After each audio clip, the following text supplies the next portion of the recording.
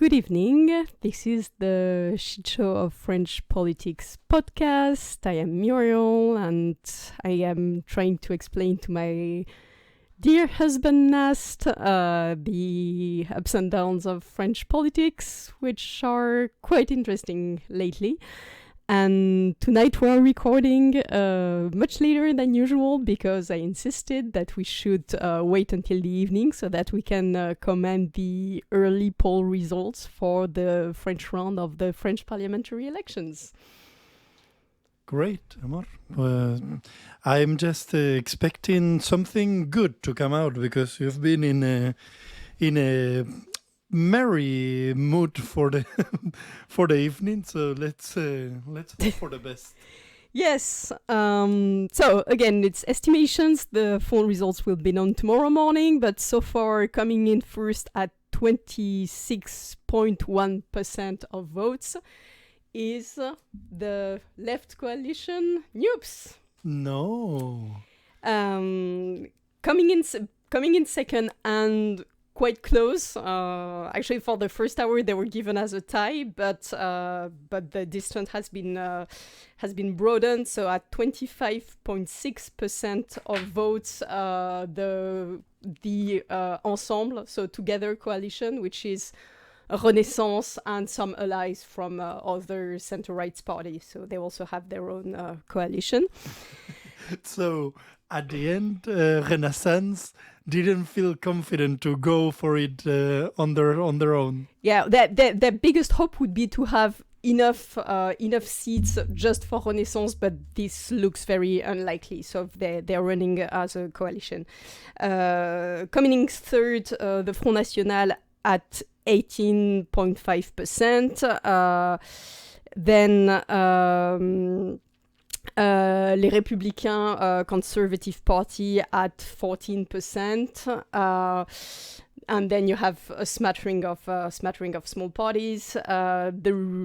So far it is rather a good news for the leftist coalition, and I'm going to develop this a bit more.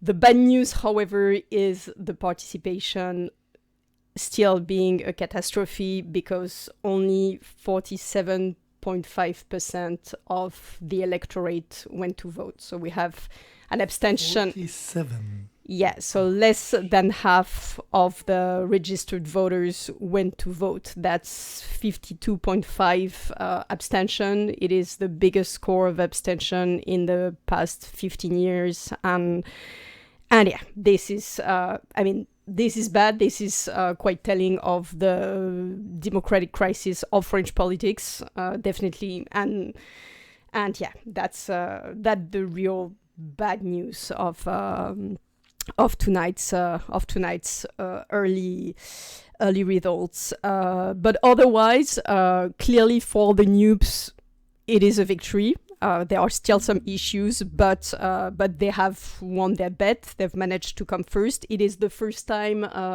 since we've had the parliamentary and the presidential election in the same year that an elected president doesn't get the first spot in the parliamentary elections. So for the Macronist coalition, it is still not great. I mean, and you could see in the past few weeks, it's been a very sad campaign, a sort of non-campaign, because and in the past few days you could see panic coming in, and so of course we had the whole discourse about the Red Scare and that a victory of the radical left would be a catastrophe.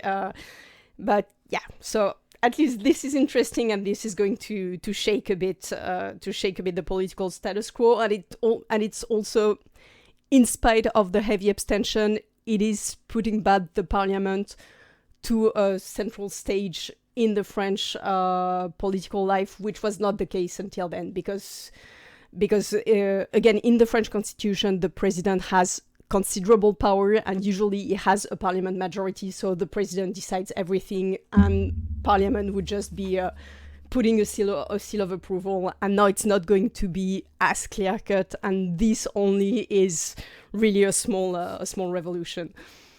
So how is it? How does it work? Tell me, what's the What's the process? Because I don't understand actually how does this 2 rounds parliamentary election work. After this round, is anything decided? No, not quite. I mean, it's possible to be elected in the first round, but it's quite rare. That's something very specific in the French political life, and it's quite unique in Europe. And so we have this 2-round system, and it's a bit of a winner takes all, meaning that if you're elected with only 51% of votes, you still get the seat. And the parliamentary election in France is super complicated because it's actually 577 small elections, which all have different local dynamics and different local stakes. So the whole principle is very complicated, so I'm not going to detail it. But suffice to say, it's also very important because the number of votes that each party gets in the first round defines how many public funding they're going to get. So this makes it quite a big stake. So the idea, how much public funding are they going to get for what? For the next 5 years. So what? The party itself. Yeah, the political parties get some public funding. The idea is that politics is partially funded by the state to try to limit corruption, which doesn't completely prevent it, but at least it's a way. So the result of the parliamentary election also conditions some part of the public funding that each party gets proportionally to the number of votes that they have. So I guess it's to make it, as you're saying, proportionally and to weight it so the parties that represent the most French people are those that are getting the most public sponsorship. Yes, exactly. So in the first round, basically anyone can run. So depending on constituency, you usually... So in total, this year we had 6,300 candidates for 577 districts. It's less than in 2017 when there had been 8,000 candidates, which seems like a lot. But yeah, so usually you will have around 10 to 12 candidates in the first round. And the first round is a sort of elimination process. And in the second round, you have usually the 2 candidates that had the most votes in the first round. And in the second round, whoever gets the most votes gets the seat. And this is what makes it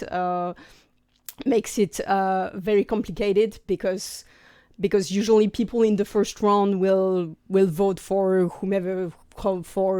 whichever party they support, and then in the second one they will vote for the least worst candidate. This is why especially there's such a glass ceiling for the Front National and the far right, because usually when you have a far right candidate in the second round, people will vote for the other candidate, especially left voters will still vote for a right-wing candidate because it's not great, but it's still better than giving parliamentary seats to the Front National.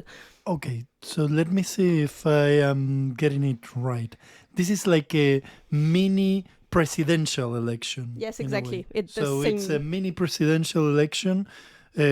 French presidential election, of course, but for example, Perpignan.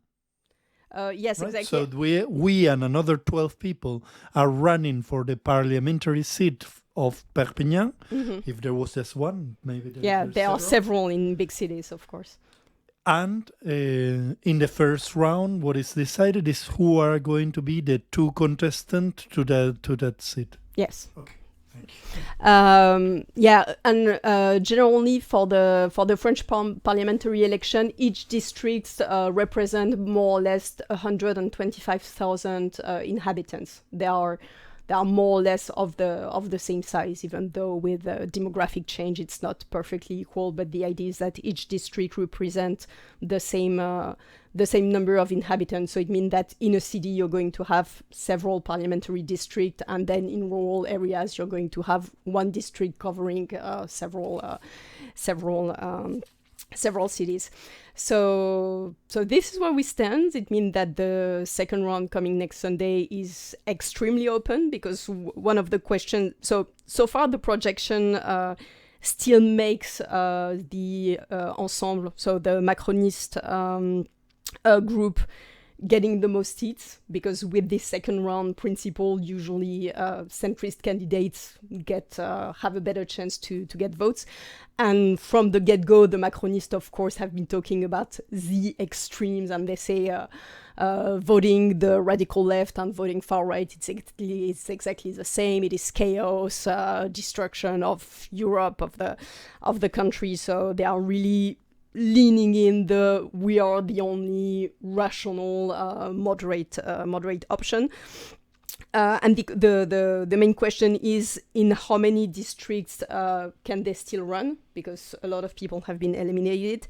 So right now, the Macronist majority Ensemble could keep running in around 430 seats.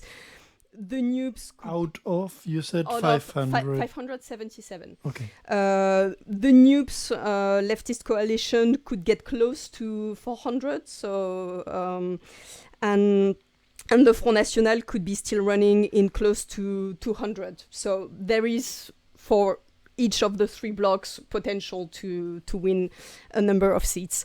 Do you have any questions? I have a number. Let's get back to the numbers. So, who is ahead? The Nubes with 26%, you said? Yes, more or less. And then the Ensemble, so the they are at 25.8, so it's very close. Okay. But the question is, how many seats are they going to get? And the thing is that for the Nubes, the votes that they could get is from people in the abstentions, and that's the great challenge for them, because I think the big disappointment is that the voting participation is still so dreadful, because the populations who don't go to vote are in majority the young, the working class, and the disenfranchised population, so who vote proportionally more for the left. So not being able to bring more people to vote, I would say, is the one failure of the Nubes leftist coalition tonight. Whereas the Macronists are going to try to tap in the right-wing voters, and here they have a population that's usually mobilized to vote. So they still have, so far, the better chance, but it is so close, and it depends so much on local dynamics and on how much, because it's also turning more and more to a sort of referendum for or against Macron, and like I said in a previous episode, this time there is really no honeymoon phase, because he's been re-elected, and he hasn't, and the Macronist group almost hasn't made a campaign, because the idea was, we just won the presidential election, we just have to capitalize on that and try not to make waves. So basically they don't have a program, except for a couple of choice points with pushing the retirement age and that kind of things. But yeah, the Macronists in the presidential election, they've been almost invisible. I mean, it took 3 months. Haven't they been really in panic mode with the Nubes coalition? Yeah, but that was in the past week, or the past 2 weeks at most. So after the presidential election, they waited for 3 weeks to announce a new government. So it means that for 3 weeks almost nothing was happening. Then they announced the new government, but since they have to wait to see if they have a parliament, because the parliament is closed right now. So they have to wait until the parliamentary election. So the instruction for the Macronists was be as discreet as possible. And then the idea was to do again what they did for the presidential election. So capitalize on their good score, start the campaign as late as possible, so that there won't be any scandal, and that they can capitalize on their strong voting base. But here at the end of the campaigning time, they saw that the NUPES was starting to be very strong in the polls, and so you could feel the panic. And in the last 2 weeks, the Macronists were extremely present, but with a sort of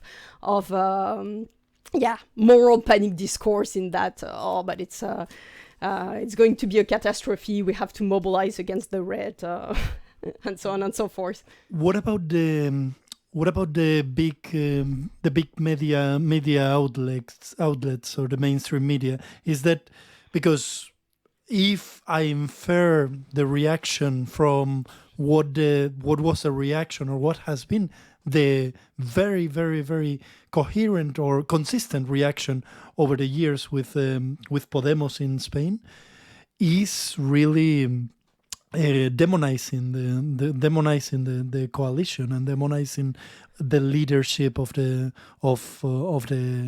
left. Yeah, the mainstream media definitely has tried to demonize the left. So with the classic that we discussed last time, but at the same time, since only the left was actually actively campaigning, they were the only one that were being talked about, because they were the only one being active, having a program, doing a lot of public appearances. So the mainstream media discourse was definitely on the demonizing side, but the NUPES ran such a strong campaign that they managed to occupy the media space with definitely something different. So that was interesting. But strong campaigns don't always make it, no? Because I remember, I'm sorry for the detour, but I remember in during long periods with Pablo Iglesias, you could have the most scandalous problems happening with corruption or whatnot, but a lot of the media presence and the covers in the newspapers will be Pablo Iglesias had the phone of his lawyer for 3 months, and there were some nudes of his lawyer and her lover. Yeah, there's definitely some of that, and maybe we can discuss a bit further. But since our time is running, I wanted to introduce you to a very special segment that I had planned for today. Oh, please. Which I am calling the Schadenfreude Awards. Dun, dun, dun, dun. Okay, so for those who are not privy to this wonderful German expression, so Schadenfreude, it is the joy of sadness. So rejoicing to the misery of someone else. And again, we don't do oppressive humor in here, but here we're talking about political opponents and political conflict. So a bit of laughter is in order. Yeah, we do have, let's say, some exceptions to that rule of not doing oppressive humor with investment bankers and the like. Yes. So since the first round has been gone, we have some people who are being eliminated from the first round go. And of course, the first one, but not the least, started as early that, as last week. You have been loving, I'm guessing. Yes, so Manuel Valls in the foreign district of Spain and Portugal was eliminated from the first round. So this one is particularly glorious because so he was put there. So he had been circling La République en Marche for a very long time because he was really trying to get a seat, and so he was put in the Spain district when the Spanish district already had a La République en Marche representative, and the guy wasn't even informed. He learned about it in the news, and he decided to still run without being invested by the Macronists. And no, of course, since he won. But did he run as a Renaissance candidate? No, he ran as an independent. Oh. And he managed to get first. Number 2 is the NUPES candidate. And of course, no, he is running as a Renaissance because he was invested by Renaissance since... Sorry, so Manuel Valls will run for the next round? No, he was eliminated. Okay. So Manuel Valls was the Renaissance candidate, and the former Renaissance parliament member was booted out. He ran as an independent, the other guy. Yes, exactly. Right. But since he won the first round, now he's back to being the Renaissance candidate. Well, the markets has spoken. What can I say? Yeah, exactly. But it's fascinating because here the voters of Spain and Portugal really said, no, we're not just going to obey the party. We're going to vote for our current representative that we really like. So that was quite funny. And also Manuel Valls is probably one of the most reviled political figures that we have. So there were a lot of people rejoicing. But the second one is also a very, very good one. And my leftist Twitter exploded.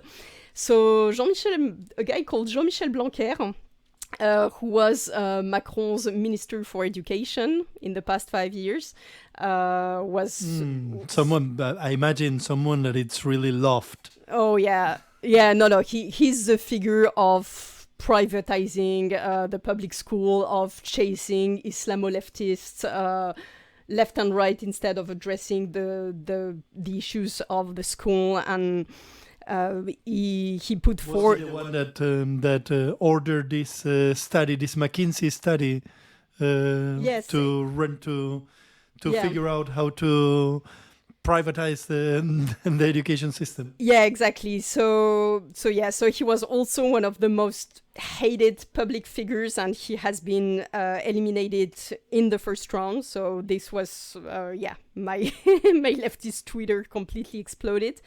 And finally, the last segment, so it's almost a collective Schadenfreude award. So the neo-fascist party Reconquête got slammed. So the leader, Éric Zemmour, eliminated in the first round, and he also said that he's cancelling all his public speaking for the time being. So that's really great. And all his main lieutenants were also eliminated in the first round. A couple of former La République En Marche who completely veered in the conspiracy theory movement during COVID also got eliminated in the first round. Also a former La République En Marche that was still running in spite of the fact that he was condemned for conjugal violence was also eliminated. So yeah, there was quite a number of people being booted out democratically that could make you very happy. Nice, great. So that was the first part of our news on the day of the first parliamentary election. Are we recording a second part on this one, or?